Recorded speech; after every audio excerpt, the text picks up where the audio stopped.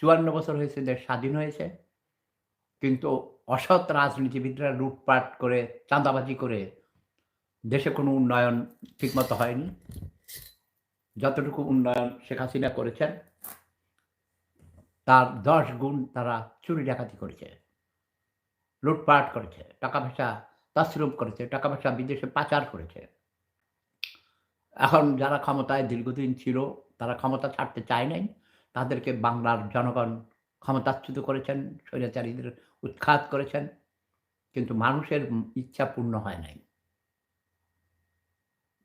যারা ক্ষমতার বাহিরে ছিল তারা দেনাদার হয়ে গেছে, বহুত সমস্যা ভোগ করেছে। জেল-জুলুম, অত্যাচার, ব্যবসা-বাণিজ্য অন্যেরা দখল করেছিল। তারা এখন টাকা সম্পদ অর্জনের জন্য পাগল হয়ে গেছে। তারাও বেশি চাঁদাবাজি করে। বিএনপি ক্ষমতার বাহিরে থেকেও চাঁদাবাজি, লুটপাট এসব করছে, জামাতিরাও করছে। বা যারা ক্ষমতার বাহিরে ছিল সবাই করছে। আর বাম দল যারা, এরা হলো সবচাইতে বড় ক্রিমিনাল। এরা হলো বেশি রাজাকার। রাজাকারের সন্তানরা আত্মগোপন করে এসে বাম দল বানাইছে। বাম দলগুলোতে ঢুকেছে। জাসদ-বাসদ, কমিউনিস্ট পার্টি, এই সেই যত সব ভাসানী পন্থী-টন্থী, এরা সব অ্যান্টি লিবারেশন ফোর্স। জোনায়েদ সাকি-মাকি এইসব সব সোর্স-সোট্টা, এরা বদমাইশ, এদের উদ্দেশ্য খারাপ।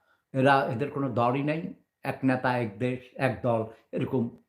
এরা ওই অন্য দলের সাথে দালালি করে মানে কোয়ালিশন করতে যাবে। বলবে, "আমাদেরকে ১০ টা সিট দাও, আমাদেরকে ৫ টা দাও।" ওই নুরুল হক নূর আরেক গরিবের মানে পোলা, জেলের ছেলে, গ্রামের খ্যাত, অশিক্ষিত মূর্খ চোর, চেহারা দেখলেই বমি আসে একেকটার। নতুন দল যারা বানাইছে, এটি আরো খারাপ, টোকাই, এদের গায়ে গন্ধ, এদের চেহারা দেখলে মানে আমার হাগু আসে, হাগু।